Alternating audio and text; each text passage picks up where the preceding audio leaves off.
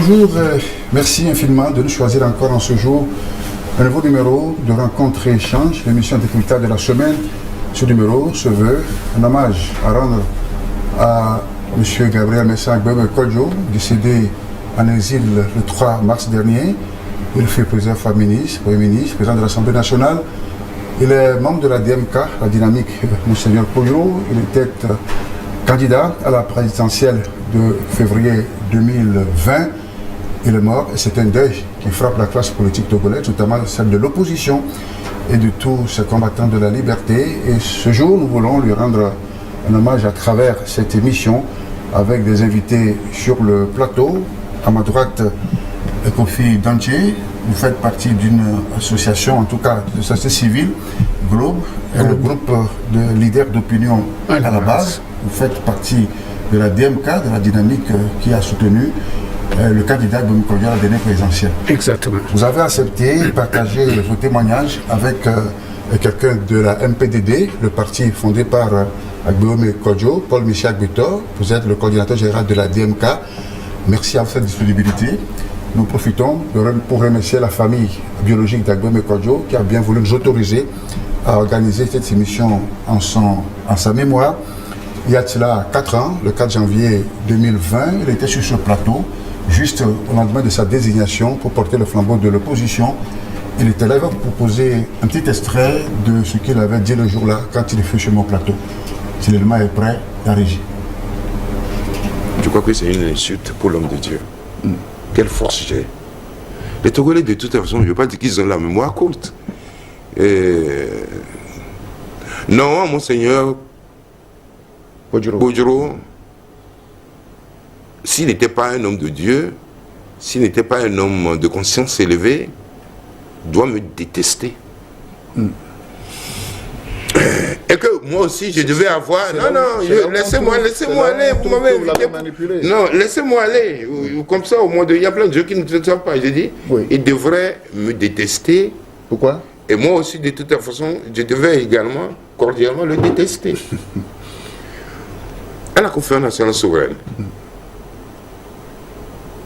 quand Maître Ocansé, paix à son âme, a déclaré que Yao comme la vie, paix à son âme, Daokou Péré et Agbeome Kodjo préparaient un coup d'État contre la conférence, Monseigneur n'a pas vérifié le fondement de toute façon de cette accusation. Et on l'a lancé, du moins ça m'a toujours. Et ça m'a amené à pleurer.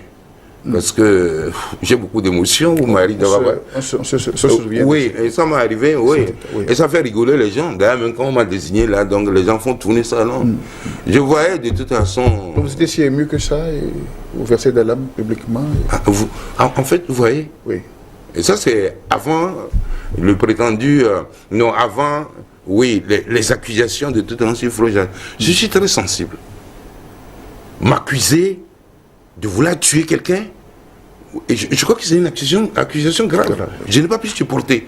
Quand je sais le boulot que nous, jeunes du gouvernement, nous avons eu à faire pour de toute façon faciliter la conférence nationale, quand je pense que la plupart, 80% des jeunes, des associations qui sont dans cette salle de Fazao, c'est moi qui lui ai donné l'accréditation. Je me dis, mais comment la nature humaine peut être comme ça? Je n'ai pas supporté. Et donc, je peux dire que c'est lui qui dirigeait la conférence. Et bon, comme de toute façon, il n'a pas su contenir, si vous voulez, certains assauts que je dois avoir de toute façon. C'est pas lui qui portait l'accusation, en tout cas. Hein, non, c'est pas lui qui portait l'accusation, mais en fait, de toute façon, c'est lui qui a donné la parole du moins au cancer, parce qu'il savait, ils avaient été saisis. Il devait, du moins, comment je dirais, essayer de calmer ça, ou nous appeler à côté pour vérifier la validité de l'accusation.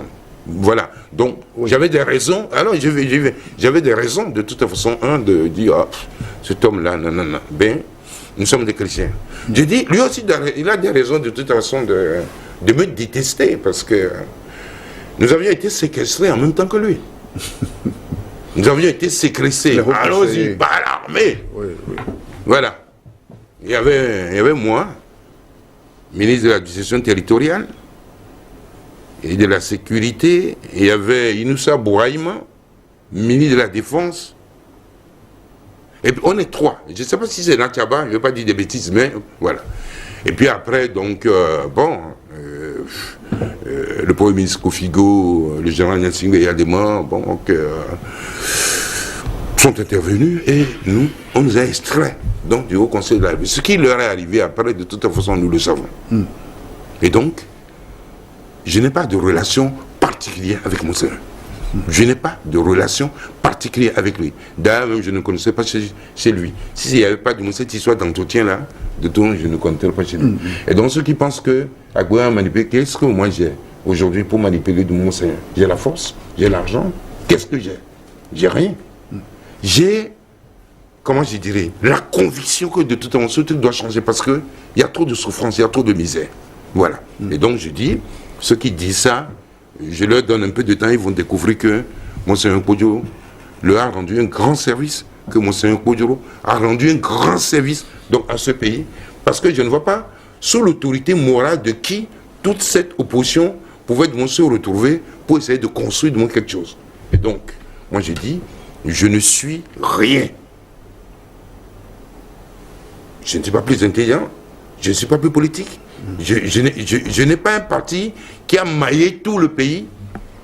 Et je suis du moins un pauvre petit citoyen togolais que Monseigneur et son collègue de sages ont désigné pour rassembler, si vous voulez, toutes les forces politiques et civiles pour aller chercher la victoire en 2020. Et je dis, pour moi, cette élection, c'est un référendum.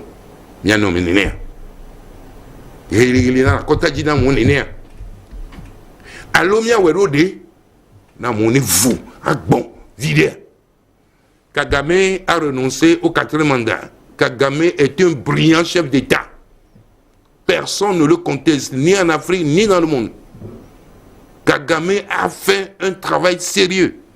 Kagame déclare que quand il est arrivé, il n'y avait pas de sous. On donnait de la nourriture comme salaire au ministre. Aujourd'hui, c'est un pays, en tout cas, construit. C'est un pays qui est bien projeté dans l'avenir. Il refuse le 4e mandat. Burundi, il refuse le 4e mandat. C'est 4e mandat, pourquoi faire?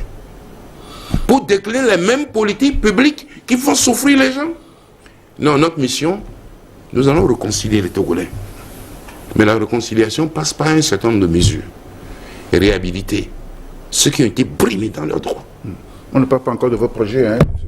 C'est-à-dire, mais je ne vous comprends pas. Vous recevez quelqu'un qui investit et d'une grande confiance et au niveau... Non, je vais vous dire, je ne viens pas faire la campagne ici. L'heure de la campagne arrive.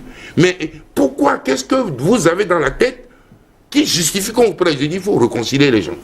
La réconciliation, on l'a dit, oui, on la proclame, on la professe, mais elle n'est jamais effective. Je dis, le Togo est clivé. Il y en a qui ont tout, il y en a qui n'ont rien. Oui. Voilà, cette voix, on ne va plus écouter jamais. Cette image, on ne verra plus de son vivant. Agboya Kodjo s'en est allé le 3 mars dernier. Et comme je le disais en introduction, nous voulons lui rendre hommage à travers cette émission. Et vous qui êtes cette ténor, vous êtes à m'écouter pour lui rendre cet hommage. M. Danti va commencer à tout hasard par vous. Comment avez-vous appris l'annonce de la disparition de votre mentor et quelles étaient vos premières réactions?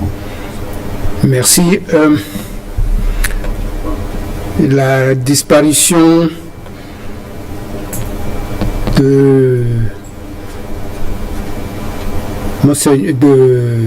Agboya Kodjo, je l'ai apprise par un ami qui vit en Allemagne. On s'appelle pratiquement tous les jours. Et c'est lui qui, tout en pleurant, m'a fait savoir que Agboya Kodjo n'est plus. Et je vous jure, jusqu'à présent, même sur ce plateau, j'ai quelque chose en moi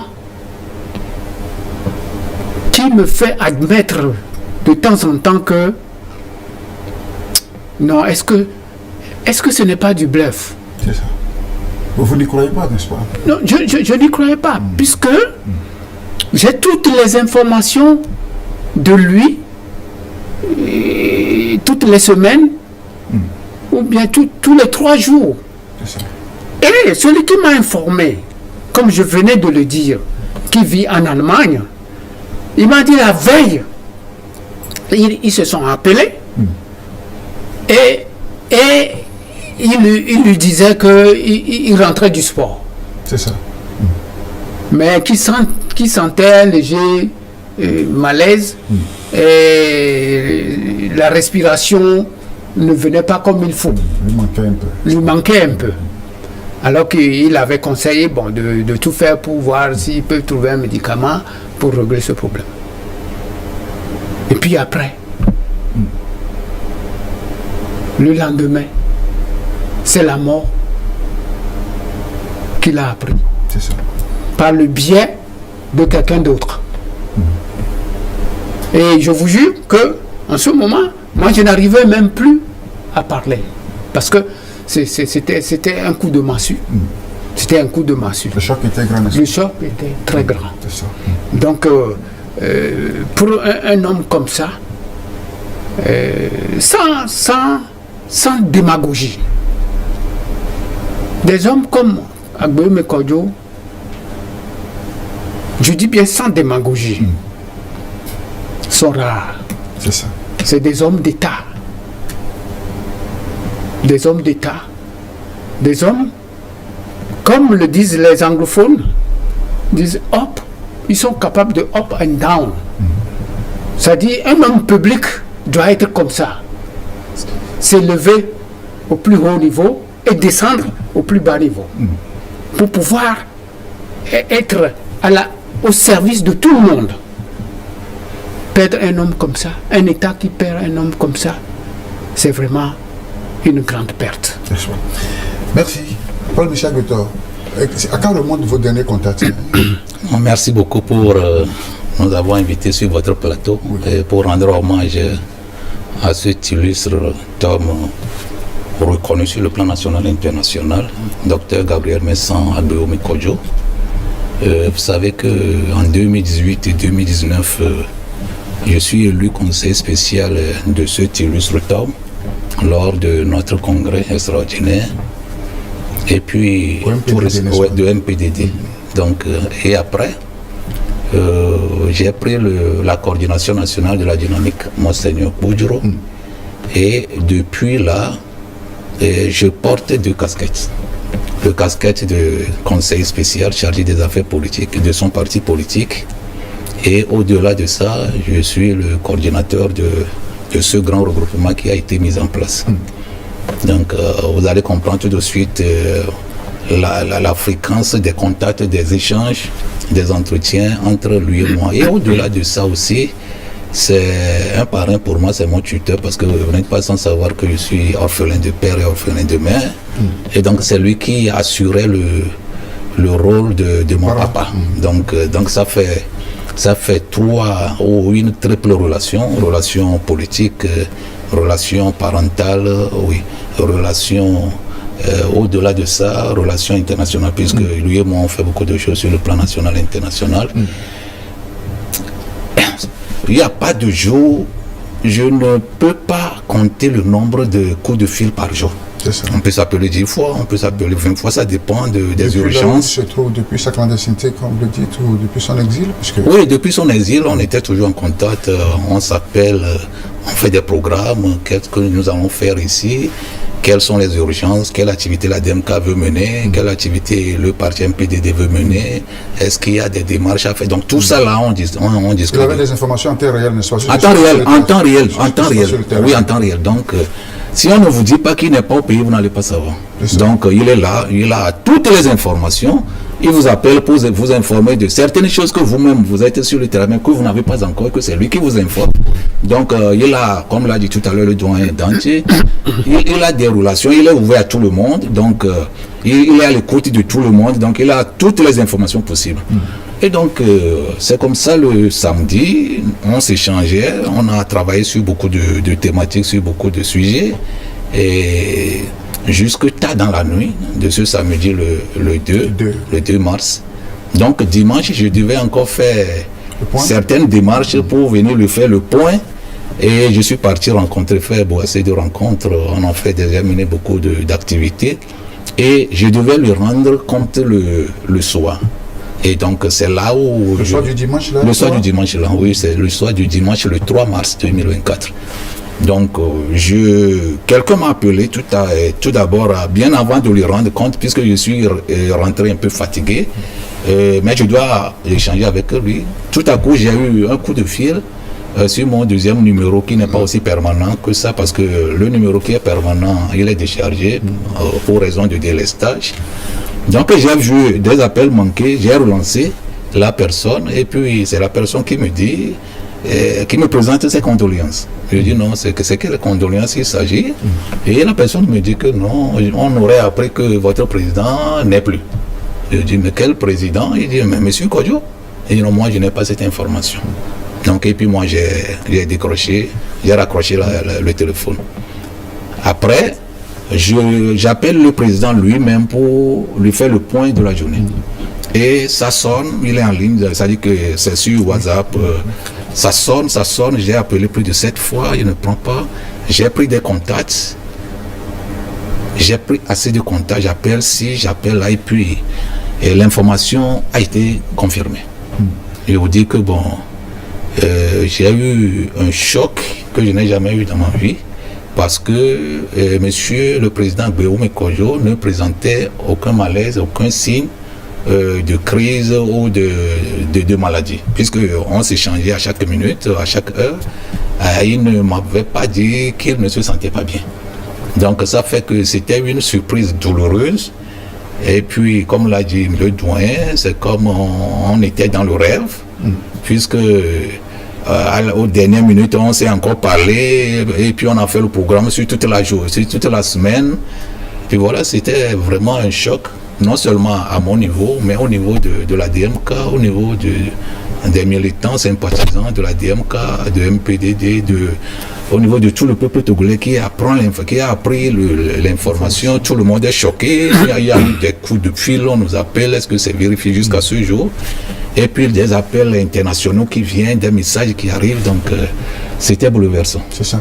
Très bouleversant, cette disparition, pour le dire, subite, officiellement, à la suite de malaise, n'est-ce pas? Donc, comme vous l'appelez, vous qui l'avez connu, quelle image vous gardez de lui? Quelle anecdote, quelles histoires à raconter, n'est-ce pas? Oui, à guide de témoignage de cet homme que vous avez connu, aimé et vous avez travaillé. Oui. Merci, M. Wilson. Je disais dans ma première intervention que c'est un homme d'État. Je ne l'ai pas dit comme ça à la légère. Pourquoi? Parce que quand j'ai connu pour la première fois Gbéoumé Kodjo, ça remonte à quelles années? C'était juste en 2019. 2019, un peu avant les élections. Oui. Le premier contact que j'ai eu avec lui, c'est là où j'ai senti que c'est vraiment un homme d'État. Et l'indicateur que j'ai pris en main et qu'il m'a donné, c'est que il a une vision, non pas de sa vie en tant que personne, en tant qu'individu, mais une vision pour la patrie. Et cette vision se décline en des termes vraiment très lourds. Quels sont ces termes? Gbéoumé Kodjo a su me convaincre par le fait que le Togo de demain doit être un Togo de culture, de démocratie vraie et non de démocratie de façade. que le Togo doit être demain un pays qui rassemble tous ses fils comme un seul homme. Donc, un pays de solidarité. Que le Togo vit un moment où chaque Togolais a peur de son prochain. Que ce n'est pas normal. Que ça doit être un pays de solidarité, de paix,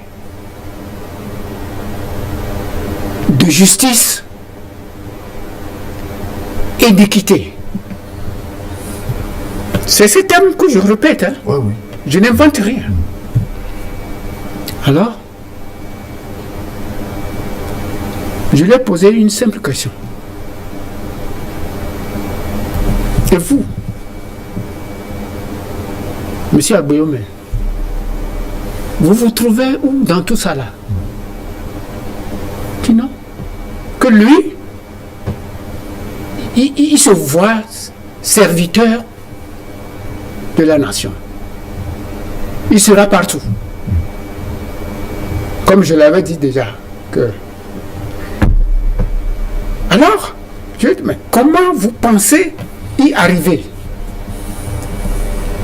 Il dit, il a cité 3 dimensions. La première, c'est la dimension de la transition. Il faut que le Togo rentre dans une période transitoire. Et ça, c'est incontournable. Ensuite, il dit, au cours de cette transition, il va falloir la grosse caisse qui est la constituante. Et la formation d'une assemblée constituante qui va avoir la loi fondamentale de ce pays. Revoir la loi fondamentale ou bien la réécrire carrément. Et la troisième, c'est tout simplement la refondation. La refondation, c'est-à-dire, et je lui ai posé la question, c'est-à-dire, il m'a dit non, c'est-à-dire que il faut faire des réformes en profondeur. Que sans ces 3 éléments, le Togo, rien ne va changer. Il y aura toujours une démocratie de façade et ça n'amène nulle part. C'était sa vision des choses, n'est-ce pas? C'était sa vision des choses. C'est ça. Oui. Alors, la vie d'Abo, mais nous, on n'est pas là pour juger, juste pour apprécier. Et donc, comme c'est une émission témoignage, alors, on peut diviser sa vie en 2 parties. Il y a une partie qu'il a passée au sein du parti RPT, Parti Uni, Parti État à l'époque. Puis après, une deuxième vie, lorsqu'il a basculé dans l'opposition. C'est ça. Ce qu'on ne l'a pas forcément pardonné, ici ou là. Oui, vous savez, M. Aboyome Kodjo, quand je l'ai connu le 28 juin 2008. C'est bien précis. Et puis 2 mois après, on a fondé ensemble avec d'autres citoyens le parti que nous avions nommé en ce moment dénommé OBU, Organisation pour bâtir dans l'Union un Togo solidaire. Voilà. Et à partir de 2018-2019, on a métamorphosé cette appellation et on a transformé en MPDD, Mouvement Patriotique pour la démocratie et le développement. Oui. Alors, M. Aboyome Kodjo, je l'ai côtoyé, ça fait déjà 14 ans. Et quand il était au RPT, c'est un homme, quand il veut travailler, il travaille de façon impeccable. Quand il prend un domaine, il veut évoluer, il évolue. Alors, à un moment donné, au niveau du RPT, il a senti que, le RPT parti étant en ce moment, il n'y a pas d'ouverture, il n'y a pas de grain de démocratie. Il a proposé des réformes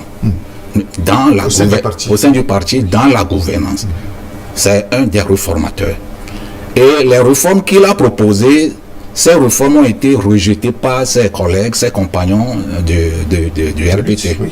Et donc, à partir de cet instant-là, il s'est retiré.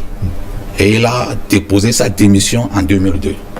Et ce n'est pas quelqu'un qui l'a forcé, c'est lui-même qui a déposé sa démission parce que la façon dont... Il était Premier ministre. Donc la façon dont les choses se géraient, la cité se gouvernait, ça ne lui plaît plus. Et il a démissionné, il a déposé sa démission et il est parti. Alors vous allez voir en cet homme que c'est quelqu'un qui ne cherche pas ses propres biens ou ses propres intérêts, il cherche pour les autres. Donc à partir du moment où il a proposé pour essayer de changer les choses au sein du système RPT, que ça n'a pas été accepté, il s'est retiré et il a créé son parti. Et il s'est retiré, et bon, on l'a poursuivi, il est revenu, il a fait la prison en 2005 et puis bon, il a créé son parti en 2008 avec tout le chemin qu'il a parcouru. Au niveau de l'opposition, les gens se disent que bon, est-ce qu'il est réellement dans le camp de l'opposition, bien il est envoyé par le RPT pour jouer un peu d'espion. Donc il y a un peu de méfiance. Alors au niveau de l'opposition, on le regardait parce que bon, les gens du RPT, est-ce qu'ils peuvent changer? Est-ce qu'il n'est pas là pour nous saboter? Bon, voilà. De l'autre côté aussi du RPT, les gens ne l'aiment pas parce que ils ont qualifié ce acte-là de haute trahison. Donc ça fait qu'à un moment donné... Il n'était pas n'importe qui au RPT. Hein? Il n'était pas n'importe qui. Justement, c'est ça qui a fait que... Dans l'Assemblée nationale, il se sentait même dans la peau du défunt. Donc c'est ça, mais sa conscience à un moment donné n'était plus libre. Il aurait souhaité que les ressources du pays soient partagées, ne serait-ce qu'un temps soit peu entre les peuples, entre les fils et les filles du peuple du Togo. Mais ça ne se fait pas. Donc ça fait que il a été victime des tribulations, des menaces, des intimidations, mais il a tenu. C'est un homme, s'il prend un chemin, il est là sur ses deux pieds, il continue le chemin. Donc jusqu'au moment où il a été aux élections présidentielles de 2010, avec Obu fraîchement créé, nouvellement créé, mais on n'a pas gagné, mais il a soutenu le candidat qui a gagné, M. Jean-Pierre Fabre. C'est lui qui a été le premier à déclarer sur RFI qu'on a été tous à l'élection, mais lui n'a pas gagné. Voilà son collègue qui a gagné et on a soutenu cette victoire, on a marché, on a fait toutes les activités possibles. Donc, à un moment donné... Pardon? Cette marche-là qui a... Oui, on a fait des marches pendant plus de 4 ans et demi pour réclamer la victoire. On a traversé des moments durs. Tout le monde se souvient encore de l'image où il escaladait les murs, tout ça là, au niveau du CST. Donc c'est quelqu'un, s'il rompt avec un système, il rompt. Donc il ne retourne plus. À un moment donné, il a fait un recul après l'élection de 2010. Il a fait un recul pour voir comment faire pour que son parti soit ancré et pour qu'on puisse ratisser l'âge pour gagner une élection présidentielle. C'est pour cela que vous allez vous souvenir qu'en 2015, il n'a pas été candidat. Parce qu'on n'était pas prêt, on était en train de travailler sur certaines fibres. Et c'est en 2020 qu'on se dit qu'on est prêt pour aller décrocher la victoire. Il a dit même tout à l'heure dans son élément que non, il faut qu'on aille prendre la victoire parce que ce système a déjà vieilli, il ne peut plus donner de l'espérance au peuple togolais. Donc il faut que ce système passe. Et donc c'est un homme d'État, comme tout le monde le sait, qui a brigué plusieurs postes. Vraiment, c'est un homme atypique en Afrique. Mais ce que moi je remarque, quand je l'ai côtoyé face à face, tout proche de lui en tout moment, c'est un homme de réconciliation. Il a également dit, c'est un homme de pardon, il a un grand cœur qui étonne même ses collaborateurs. Son esprit élevé de pardon, des fois, ça devient de critique entre ses collaborateurs, principalement entre lui et moi, parce que il y a certaines choses, moi je vois, et puis à un moment donné, il se dit, non, comme toi tu es jeune, bon voilà, quand j'étais à ton âge, moi aussi je faisais la même chose. Mais à un moment donné, moi je lui ai demandé, est-ce que, lorsque moi aussi j'aurai 50 ans, 60 ans, est-ce que moi je peux me comporter comme vous, parce que ce que vous faites là, moi je ne comprends pas. C'est la sagesse. Alors je donne un exemple. Oui, un jour, moi j'étais avec lui. J'étais venu chez lui à la maison. Tout le monde sait, quand vous rentrez chez lui à la maison, il y a une terrasse à droite et vous attendez là-bas, on vient vous chercher. Donc je suis venu, j'ai salué, il y a des gens là-bas, et il y a un jeune homme qui était là, moi je ne le connaissais pas, il ne me connaissait pas non plus. Et puis il se dit que non, M. Agbemou Kodjo ne sera pas président dans ce pays. Et non, lui ne sera pas président, il ne va pas passer, il ne prendra pas le pouvoir. Il parle. Dans sa propre maison. Dans sa propre maison. Et puis moi je suis monté chez lui, et puis on discutait, moi je lui dis, est-ce qu'il y a un jeune là en bas? Est-ce que vous savez qu'il y a un jeune? Oui, que c'est quelqu'un qui est un homme de Dieu. Donc ils ont un groupe, ils prient pour le Togo, ils prient pour notre parti, pour que lui puisse prendre le pouvoir. Donc j'ai dit non, celui-là ne prie pas pour nous. Voilà ce que la personne a dit. Et donc à un moment donné, il a fait venir la personne, et puis il a dit, est-ce que vous avez dit ceci, cela, quand vous étiez en bas? Et il dit oui, parce que j'ai tel élément, c'est pour cela que je dis que bon, vous ne pouvez pas être. Il a répété la même chose. Et M. Kodjo lui dit, mais pourtant vous avez un groupe et que c'est toi le président, vous venez, je vous donne un peu de l'eau bon, pour racler la gorge de temps en temps. Bon, pourquoi vous ne pouvez pas me dire comme ça, si je ne peux pas être président, ce qu'il y a lieu de faire, on va faire. Et M. Kodjo est rentré dans son bureau. Et quand il est rentré dans le bureau, je savais qu'il va lui donner des sous. Donc je l'ai suivi au bureau. Et il a tiré son... Non, il n'a pas de sous, mais s'il a 25 francs, il peut te dire, prends 10 francs, c'est ça son caractère. Il aime donner, il aime partager, tout le monde le sait. Il n'est pas milliardaire, il n'est pas millionnaire, mais le peu qu'il a, il aime donner. Voilà, donc c'est ça qui explique que chaque jour, vous allez voir des foules, des gens devant son domicile, dans son domicile. Voilà. Et donc, il a pris l'argent, et puis pour aller donner à la personne qui est sur la terrasse, je me dis, il voulait me dépasser, je l'ai bloqué, je dis, Monsieur le Président, vous avez quoi dans la main? Il me dit que non, il veut lui donner l'argent. Je lui ai dit, ouvrez la main, je vais voir, il a ouvert, et puis j'ai trouvé 10 billets. 10 billets de 10 000, ça fait 100 000, non? Ça fait 100 000. Non, je dis, Monsieur le Président, vous ne lui donnez pas. Quelqu'un qui ne partage pas notre conviction, vous ne pouvez pas lui donner l'argent.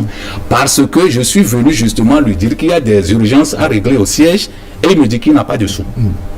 Et pendant qu'il me dit qu'il n'a pas de sous, pour régler certaines activités au siège, puisque je dois aller au siège ce soir-là, et au même moment, il lui donne 100 000. Je dis non, ça ne passe pas. Il dit non, ça passe. Je dis non, ça ne passe pas.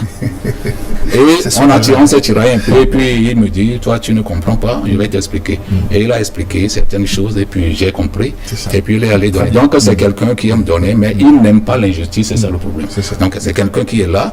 Et c'est là où je profite pour dire que la disparition de M. Agbéoumé Kodjo, c'est une perte pour le peuple togolais, c'est une grande perte pour l'Afrique, et c'est une perte profonde pour ce régime.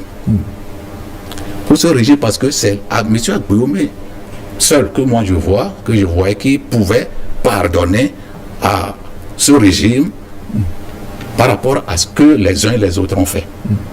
Il est parti, vous savez que j'ai traversé beaucoup de choses dans ce pays. On m'a arrêté 2 fois, on m'a renvoyé du service, on a assassiné ma maman, on me poursuit jusqu'à ce jour. Mais il est dans sa clandestinité, mais de temps en temps, il me dit, Paul, je sais que tu as traversé des choses, je sais que ce régime t'a fait beaucoup de choses, mais ce que tu dois noter, si tu veux avancer, c'est le pardon et la réconciliation. Il a dit. Donc, c'est un homme, c'est un papa qui me conseille sur le pardon et la réconciliation. Et je pense qu'on va se retrouver. M. Dantier, il est là, c'est un homme mûr. Peut-être il va avoir le cœur de M. Agbéoumé pour pardonner. Parce que ce régime-là, je ne sais pas comment les gens vont le pardonner. Sinon, on ne prend pas le devant pour demander, pour sensibiliser pour le pardon. Oui, alors il faut pardonner absolument en toute situation, en tout état de cause. Oui. M. Dantier, est-ce qu'il faut dire que le passé d'Agbéoumé est comme un destin, comme un homme mal compris, comme un homme que les gens n'ont toujours pas maîtrisé? Il y a son passé au RPT, à l'opposition aussi, il n'est pas pour autant accepté, comme l'a développé M. Agbéto. Oui, souvent nous commettons, en tant que Togolais, une erreur qui ne dit pas son nom, mais qui est très, qui a beaucoup d'impact. C'est qu'une fois que quelqu'un appartient à un parti, on lui colle déjà une couleur. C'est la raison pour laquelle, même quand Agbéoumé a eu le courage de quitter son parti, les gens ne pouvaient pas croire. On n'en revenait pas. Parce que le climat climatique togolais, positionné voilà, du RPT, oui, très positionné. Donc, ça fait que, et ça a eu beaucoup d'impact sur la vie politique de notre pays. On peut changer de caractère, on peut changer à tout moment. Le cerveau, un cerveau qui est en évolution, est capable de quitter un point A pour un point B qui sont diamétralement opposés. Mais ça, nous ne le comprenons pas. Mais là où il faut comprendre... C'est aussi la faute aux hommes politiques. C'est comme ça qu'ils ont formaté l'opinion. Oui. Exactement. Oui. C'est pour cela que le Togo est un pays atypique sur le plan politique. Nous avons développé tellement de points faibles que ce que nous vivons au Togo, je ne crois pas que ça se vit ailleurs sur le plan politique. C'est ça. Donc, le Agbome Kodjo, c'est un grand courage qu'il a eu. Parce que le régime, en ce moment-là, avoir le courage de quitter les mains de fer, ce n'est pas n'importe qui.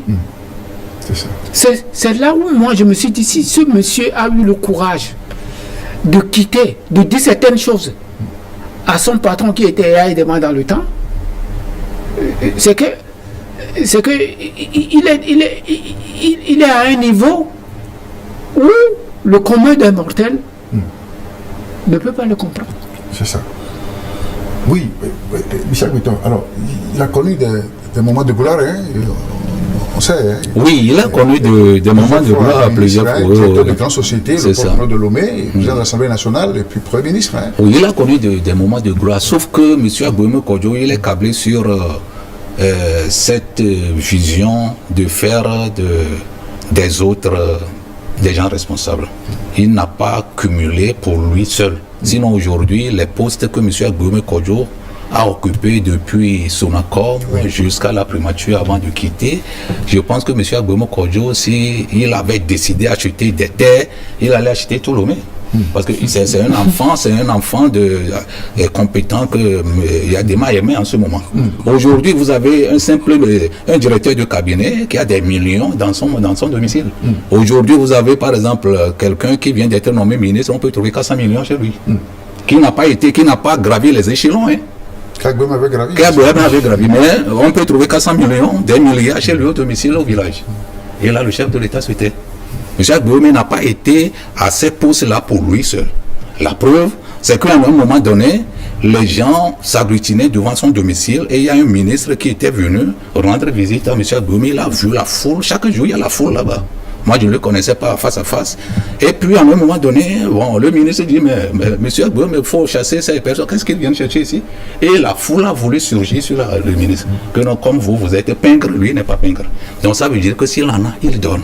Maintenant, aujourd'hui, j'ai dit tout à l'heure que M. Agbome a mis les compétences devant. Il n'a pas mis son ventre devant. Si Agbome avait mis son ventre devant, la preuve est que l'élection présidentielle du 22 février 2020 qu'on avait faite, il a clamé, et il continue toujours de clamer, qu'on lui a proposé des valises pour être à la primature, il a refusé. Et c'est ça qui lui a valu aujourd'hui son exil, sa clandestinité jusqu'à rendre l'âme. Aujourd'hui, tout le monde sait parce que entre-temps, les gens disaient que bon, c'est une combine entre Fogna Simbi et Agbome. Agbome se trouverait à Lomé 2 quelque part. Agbome serait à la cité. Vous n'avez pas appris ça? Qu'Agbome est au pays, n'est allé nulle part. Il est au niveau de la cité Ouya. Aujourd'hui, tout le monde a vu clairement que le chemin sur lequel nous sommes, c'est le chemin de la libération nationale. Ce régime doit quitter pour faire place à un autre régime. C'est ce que nous sommes en train de dire. Nous allons continuer toujours. Monsieur Agbome Kodjo, on soit rendu et que son âme se repose en paix parce que il a combattu le bon combat. Comme l'a dit tout à l'heure le doyen, c'est quelqu'un pour quitter Yadima. À ce moment-là, le RPT flambait. Le RPT était dans le firmament. Il a vu toutes ces gros-là, mais il s'est retiré. Et il a fait des gens. Il a aidé presque tout le monde, que tu sois du nord, que vous soyez du nord, du sud, de l'est. Lui ne considérait pas les appartenances ethniques, politiques. Non. Lui, il aidait tout le monde quand il était en fonction. Jusqu'à ce jour, jusqu'à son dernier souffle, il continuait toujours pas à aider. Il n'aide pas seulement ceux qui sont au niveau de son parti politique ou ceux qui sont au niveau de la dynamique. Il aide tout le monde s'il a les moyens. C'est ça. Et alors, vous l'avez dit, hein, il réclamait toujours cette victoire de 2020 jusqu'à son dernier souffle. Jusqu'à son dernier souffle. Dans cet entêtement, comment on peut le considérer? Entêtement oui, c'est-à-dire que ce n'est pas entêtement. Certains même ont dit qu'il aurait pu revenir à la maison, puis bon, peut-être qu'il ne mourrait pas. Hein. Oui, c'est-à-dire que j'ai dit tout à l'heure que M. Agbome Kodjo, c'est un homme, quand il refuse quelque chose, il dit non. Il n'est pas quelqu'un comme des gens qu'on connaisse, qu'on emprisonne et qu'on fasse sortir et on leur donne un poste de ministère et puis ils acceptent, ils ravalent leur crachat. Boumé ne fait pas ça. Aucun ne fait ça au niveau de la DEM. En tout cas, moi, je ne fais pas. Je suis à l'école de M. Boumé Kodjo. M. Boumé Kodjo a formé ses proches, ses disciples, ses apôtres que nous sommes au niveau de la DMK. Il ne nous a pas appris de ravaler nos crachats. Et donc, une fois qu'il a décidé de quitter le RPT, il a pris la décision. Et donc, ce n'est pas après que, bon, il va souffrir pour dire au nom de la souffrance, au nom de la misère, je vais y retourner. Il a accepté, il n'a pas aimé sa vie jusqu'à craindre la mort. J'ai dit, et la DMK le dit lors de nos meetings, nos manifestations, que nous sommes prêts à verser nos sangs. Je le dis. Monsieur Agboume Kodjo a versé son sang pour le Togo. Monseigneur Podro avait versé son sang pour le Togo. Voilà les deux têtes de pont qui ont versé le sang. Dans nos manifestations, nous lui disons que la DMK est prête à verser son sang pour le salut de ce peuple. Et nous allons continuer la lutte. Des gens disent que M. Agboume n'est plus, Podro n'est plus. Maintenant, Paul Michel Beto qui fait la bouche, Paul Michel Beto qui fait le zèle avec les toumans sur les dents, etc. La DMK n'est pas décapitée après vous savez, disparition de cette... Non, ceux qui pensent comme ça veut dire que dans leur parti politique ou dans leur association, ils ont une autre vision de la création des partis. Ils ont focalisé leur parti sur leur leader ou leur président. Nous ne menons pas une lutte individuelle, une lutte personnifiée. Non. Nous faisons une lutte en fonction de la vision. Tavion Morin disait on peut tuer un homme, mais on ne peut jamais tuer ses idées. Oui. Ça veut dire que M. Agboume, porteur d'une vision, Bodro, porteur d'une vision, ne sont plus aujourd'hui. Mais la vision, il reste. La vision, il demeure. Cette vision, c'est quoi? C'est de faire en sorte que, un, il y ait de la tenance dans ce pays, deux, qu'il y ait changement de régime, et trois, que le Togo ait une affirmation souveraine, que nous affirmions la souveraineté du Togo. Et donc, ces choses sont toujours là. Les hommes passent, mais les visions ne passent pas. Ceux qui pensent que nous allons nous flétrir parce qu'ils ne sont plus là aujourd'hui, la vision est devant nous, nous allons poursuivre la vision. Est-ce que ce que nous réclamons, ou ce que nous réclamions avant le départ de ces deux têtes de pont, est-ce que ces choses-là sont réglées? Est-ce que M. Fonia Singbe est toujours au pouvoir? Oui. Est-ce que le régime qui est là, qui nous torture, est toujours là? Oui. Est-ce qu'aujourd'hui, les détenus politiques sont encore en prison? Oui. Est-ce qu'aujourd'hui, les exilés politiques sont toujours là? Oui. Mais pourquoi nous allons laisser la lutte? La lutte, c'est maintenant que la lutte maintenant va continuer de façon beaucoup plus solide, de façon beaucoup plus âpre. Quel que soit ce que nous allons encore payer, nous sommes prêts à payer. Monsieur Dantier, martyr, je parlais tout à l'heure de sa conviction que c'était un traitement réclamé, hein. Victoire 4 ans après. Hein. Oui. Je disais dans mes interventions précédentes que c'est un homme d'État. La preuve. Chez combien de Togolais on peut aller offrir 10 milliards pour être encore Premier ministre? Il va refuser. Je ne pense pas. Donc c'est des trucs qui sont avérés. Il a toujours clamé haut. Oui. Et il n'y a jamais eu de démenti. Il n'y a jamais eu de démenti.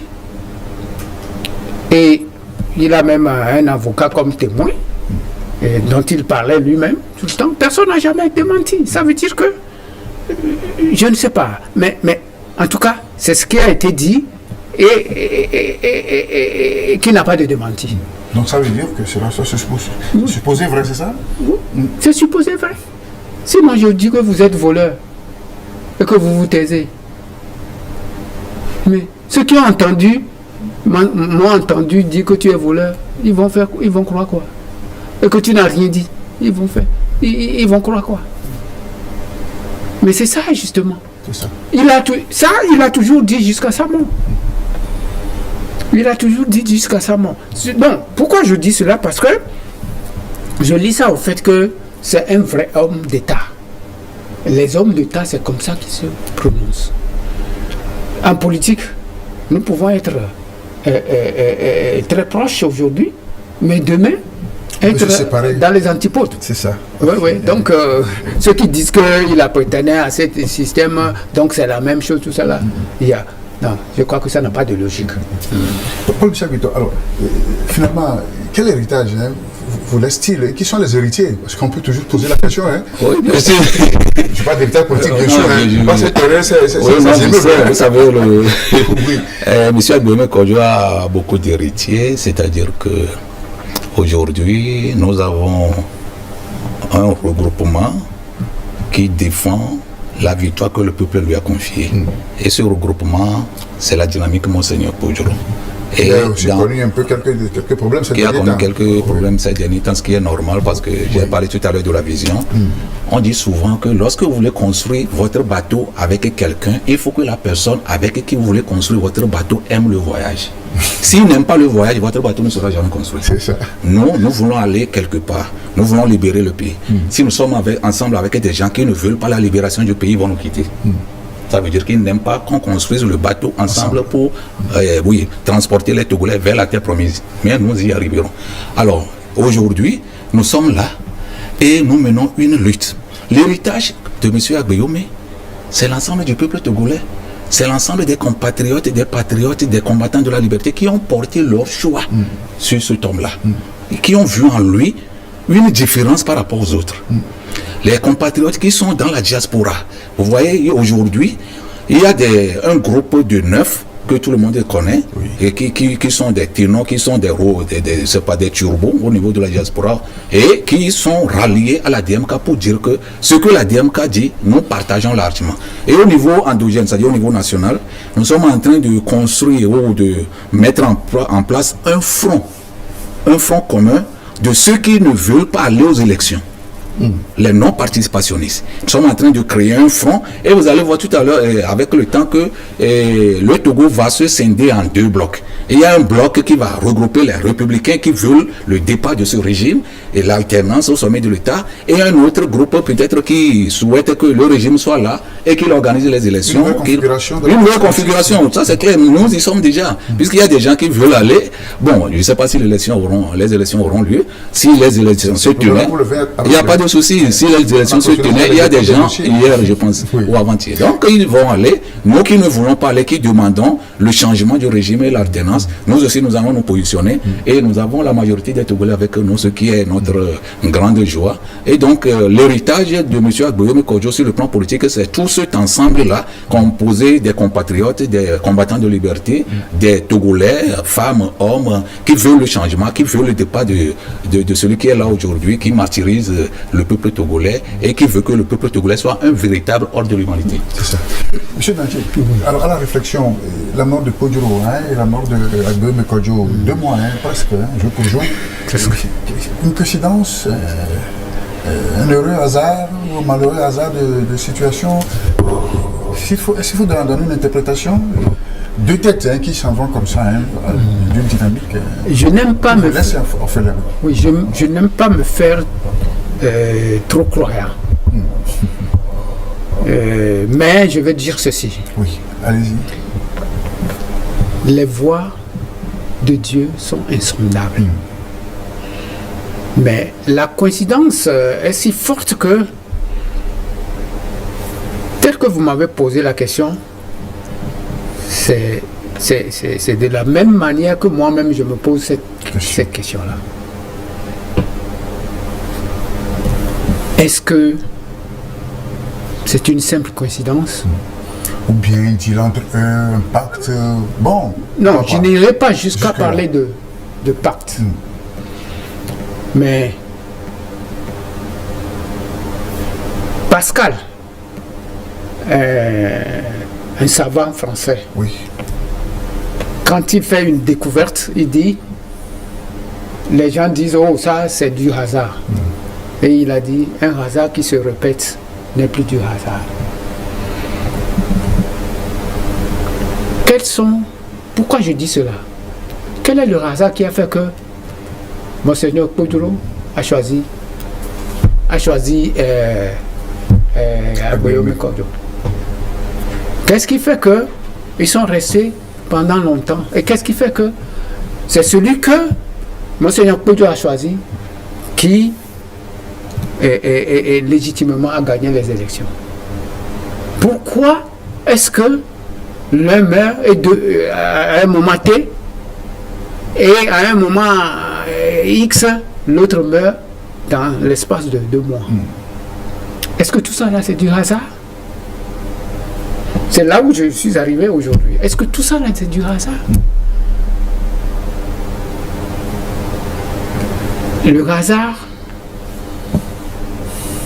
Il y a des thèses qui disent que le hasard n'existe n'existe pas, oui. Parce que tout est déterminé, dit-on souvent. Voilà. Le hasard n'existe pas. Donc finalement, je ne pense pas que c'est du hasard. C'est pour quelque chose. C'est ça. Vous savez, Oui. l'homme est une conjugaison de la matière et de l'esprit. Bien sûr. La mort ne fait que faire une séparation entre la matière Et l'esprit. et l'esprit. Maintenant que les deux sont devenus esprits. Est-ce qu'ils vont laisser tomber la lutte? Vous croyez à cela au moins, hein? Puis vous dites que vous n'êtes pas trop croyant là. Oui, je ne suis pas trop clair, mais comme il y a trop de coïncidences jusque-là, donc ça c'est trop répété. C'est ça. Ok. Paul-Michel Beto, est-ce que c'est vrai que votre leader serait en train de préparer son retour? Est-ce que c'est vrai qu'il y a des trucs dans les chancelleries pour qu'il regagne le pays? Vous en avez une idée? Oui, nous sommes, j'ai dit tout à l'heure que nous sommes en train de travailler et dans nos meetings, dans nos sorties, dans nos interventions au niveau de l'ADM, quand nous disons que cette année, M. Agboueme Kodjo doit faire son retour au pays. Et nous avons fait le programme qu'il rentre en fin mai 2024. Ah bon? Ah oui. Donc, vous avez des garanties de sa sécurité? Quand il va rentrer, vous savez, M. Agboueme Kodjo, tout le monde sait que c'est un homme brave. C'est un homme déterminé, courageux. En 2002, il a fait sa rupture avec le système RPT, il est parti. En 2005, quand il devait revenir au pays, il s'est levé, il a appelé certains chefs d'État, on dit attends un peu avant de rentrer, mais il est rentré. Oui. Sachant ce qu'il attendait au pays. Et donc, nous autres, nous avions demandé au niveau de sa cellule restreinte son retour depuis longtemps. Advienne que pourra. Un œil qui est prêt à se crever doit être par là, même être prêt à disparaître de son orbite. Et donc, nous avons souhaité qu'il revienne. Si ça doit déclencher quelque chose, ça n'a qu'à déclencher, que ça déclenche. Et donc, comme lui, il est toujours patient, il est toujours un homme prévoyant, donc il est en train de prendre certains contacts. Et la date finale, c'est la fin mai 2024. Avant que ça ne soit tourné autrement par le désir, la volonté cosmique, nous on ne peut rien. Mais ce que nous devons remarquer, c'est que M. Agboueme Kodjo a laissé quand même une image indélébile et a laissé une lutte que aujourd'hui tout le peuple togolais voit que vraiment cet homme a changé vraiment de posture pour le bien commun. Et c'est ça qui nous réjouit aujourd'hui. M. Dantier, on va préparer maintenant ces obsèques. Qu'est-ce qui va se passer? Les tractations, son retour au pays, c'est possible? Comme le cas de Monseigneur Poudiro, je ne sais pas. Quel est le schéma? Agboueme Kodjo, il est togolais. Je ne vois pas pourquoi on ne va pas laisser son corps entrer au Togo. Je ne vois pas. Quel que soit. Est-ce qu'un corps inanimé est encore dangereux? Donc, je n'imagine pas cette hypothèse. Cette hypothèse. Qu'ils soient enterrés, inhumés à l'étranger, à l'extérieur. D'accord. Parce que le pays a refusé. Donc, pour moi, ça va de soi. Hein. Ça va de soi. C'est ça. Ça va de soi. Paul-Michel Beto, vous organisez dans sa famille politique d'abord, hein, et puis après la famille biologique. Oui, vous savez que M. Agboueme n'est plus de ce monde. Il est mort en exil comme Monseigneur Podjoro, comme au Ghana, hein, attends après. Oui, il est mort au Ghana. C'est vrai, n'est-ce pas? Oui, c'est vrai. Il était de passage au Ghana, donc il est mort de passage au Ghana. Et tout comme Bertin Ba est mort, est décédé en exil en Afrique du Sud, et puis Monseigneur Podjoro en Suède. Qu'est-ce qui est à la cause de tout ça, là, c'est ce régime-là. Je ne sais pas comment ils vont faire demain, M. Wilson. Est-ce que c'est vrai qu'après... Je ne sais pas comment ce régime... À part ce qui s'est passé dans la nuit, là, où il a été défoncé, ses portes ont été défoncées, est-ce qu'il y avait d'autres menaces après? Non, les menaces, c'est tous les jours. Puisque lui-même, il a fait un message le 5 mars pour dire que, bon, il y a des gens qui sont déchaînés à sa recherche. Que s'il meurt, que tous les Togolais sachent à qui demander compte. Il a fait quelques jours et il est mort. Il a dit le 5 mars dans son discours et 2 semaines après, je ne sais pas si ça a atteint, et il est mort. Mais fondamentalement, il faut aller à la cause du départ de ces illustres personnalités togolaises. Qu'est-ce qui les fait partir? Ils sont des exilés politiques. C'est parce qu'ils n'ont pas la même position, les mêmes convictions que M. Fogna Singbe et son groupe. C'est parce qu'ils ont des positions contraires. Ce qui ne plaît pas à Fogna Singbe. Fogna Singbe oublie quelque chose. Ce qu'il oublie, c'est que tous ceux qui sont autour de lui aujourd'hui, ils sont autour de lui parce qu'ils veulent des intérêts. Ils ne peuvent pas lui dire la vérité. S'il y a des gens qui peuvent lui dire ou qui puissent lui dire la vérité aujourd'hui, c'est ceux qui sont au niveau de l'opposition. C'est nous qui devons lui dire la vérité. Et en lui disant la vérité, ça l'énerve. On renvoie les gens meurent à l'étranger. Nous allons faire les démarches ici, les démarches au niveau du Ghana, ça s'effectue déjà. Nous allons faire les autres démarches ici, au niveau du ministère de la Sécurité et de la Protection civile. C'est M. Mandouba qui est là-bas. Peut-être lui, il est venu, c'est pour signer seulement l'autorisation de rapatriement des dépouilles, puisqu'il a fait au niveau pour Monseigneur Kodjo, il va le faire pour M. Boyome Kodjo, et peut-être il va le faire pour d'autres personnes aussi à l'étranger. Je ne sais pas comment eux, tous, ils vont se justifier demain. Quelqu'un a parlé de génocide. Attendez. Je ne dis pas que je parle de génocide. Je dis que quelqu'un a parlé de génocide. Quelqu'un a parlé de génocide, que quand Fort va tomber, il y aura de génocide. C'est dans les... Attendez, je vais parler. C'est dans les réseaux sociaux. Mais nous sommes là. C'est pour cela que je dis la DMK est une opportunité pour ce régime. D'accord. Ok, je comprends maintenant. La DMK est une opportunité pour tous ceux-là qui prennent le pouvoir aujourd'hui. On va aux élections. Peut-être après les élections, on va faire semblant de nous appeler pour... C'est faux. Ça ne marchera pas. Est-ce qu'ils pensent au lendemain, demain, à leurs enfants? Est-ce qu'ils pensent demain? Ils pensent à leurs enfants, à leurs épouses, à leurs copines, à leurs coquines, etc. Qu'est-ce qui va nous arriver demain? Est-ce qu'ils pensent à ça? Le mieux, c'est le pardon. D'accord. Oui. Alors, donc des démarches déjà entreprises vers les autorités pour... Oui, ça va se faire incessamment parce qu'on attend la finalisation de ce qui se fait au Ghana et puis c'est en fonction de ça que nous allons continuer la suite ici pour le rapatriement de la dépouille. Et donc le gouvernement, quand M. Boyome Kodjo, le président démocratiquement élu à notre niveau, une fois qu'il est décidé, et il n'est plus de ce monde, il a été mis sur pied un conseil d'État au niveau de son gouvernement qu'il a mis en place en exil. Donc le Conseil d'État continue et assume l'intérim. Donc il y a un décret de deuil de 10 jours qui a été décrété du 7 au 17. Donc un cahier de doléances également est au siège du parti MPDD, siège de la DMK. Donc tous ceux qui voudraient, toute personnalité qui voudrait, tout citoyen qui voudrait lui rendre hommage par écrit peut passer au siège librement, il n'y a pas de problème. Donc le dossier est clos, hein, ces revendications de cette victoire de 2020, c'est bien clos. Non, c'est-à-dire que je dis, et au niveau de la DMK, nous disons que l'objectif que nous sommes fixés, c'est l'alternance. Oui, je sais. L'alternance n'est pas encore arrivée. Le motif, notre vision, c'est le changement du régime. Ce n'est pas encore arrivé. La revendication continue. La victoire, ce n'est pas la victoire d'Agbeoumi Kodjo. C'est la victoire du peuple. C'est le peuple qui a décidé. Et donc, ce que le peuple a décidé, nous allons continuer avec ça. Voilà. Rencontre et échange de vos numéros, émission d'hommage en la mémoire de M. Agbeoumi Gabriel Mensah Kodjo, qui est décédé au Ghana. C'était le 3 mars dernier. L'information a surpris tous les Togolais. Et cette émission se veut un témoignage. M. Dantier, M. Paul-Michel Victor sont mes invités, tous proches collaborateurs de l'île disparu. Cette émission tire à sa fin. M. Dantier, du groupe des leaders d'opinion de base, que dire? Quel message au peuple, aux téléspectateurs qui nous suivent à la fin de l'émission? Oui. Bien. Mon message est simple. Nous sommes tous Togolais. Et un Togolais qui est conscient des problèmes de son pays doit chercher les voies et moyens par lesquels il faut passer pour pacifier ce pays. Et quand il n'y a pas de contradiction, il n'y a pas d'évolution. C'est ça. Et quand on est dans des partis opposés, on n'est pas des ennemis. Nous sommes tous des Togolais. Nous sommes tous des Togolais. Et c'est ce à quoi la DMK veut aboutir. Pacifier ce pays. Et pour pacifier ce pays, il faut une assise. Malgré tout, toutes les rancunes, malgré les coups de boutoir, malgré quoi que ce soit, il faut une assise nationale.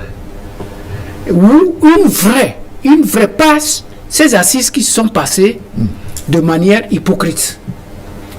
Une vraie assise pour tout le Togo. C'est ça. Bien, merci à vous, M. Dantier, pour votre disponibilité. M.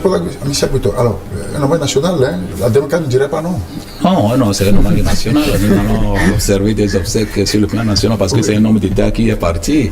Donc, je profite de cette occasion pour dire que tout homme est faillible. Nous sommes tous des hommes et nul n'est parfait. Peut-être que M. Agboume aurait offensé des gens, Oui, il aurait blessé certaines personnes. Donc c'est sur le lieu, en tant que proche collaborateur, et de demander pardon. Tous ceux que M. Agboume aurait blessés, toutes celles que M. Agboume aurait offensées, consciemment ou inconsciemment, de preuve de loin, nous demandons de pardonner et ensemble de mener la lutte avec nous. Nous sommes au service du peuple et je pense que le Togo aujourd'hui, l'état dans lequel il est, ça ne plaît à personne. Au niveau du régime, je demande que Dieu pardonne à ce régime par rapport aux actes qu'il pose, aux forfaitures que ce régime commet. Je demande à Dieu Tout-Puissant et aux membres de nos ancêtres de leur pardonner. C'est ça. Seul le pardon peut sauver l'humanité et c'est sur ces mots de pardon, de réconciliation que se referme cet hommage rendu à Agboume Kodjo. Merci à vous, M. Dantier, M. Paul-Michel Bouto. Merci beaucoup. Beaucoup de courage. Merci. Sincères condoléances à vous. Vous avez perdu quelqu'un de votre famille politique et ça se paie cher. Et donc que Dieu apaise vos cœurs et que l'âme de lui disparu repose en paix. C'est fini. Merci à vous aussi, M. Wilson. C'est cela.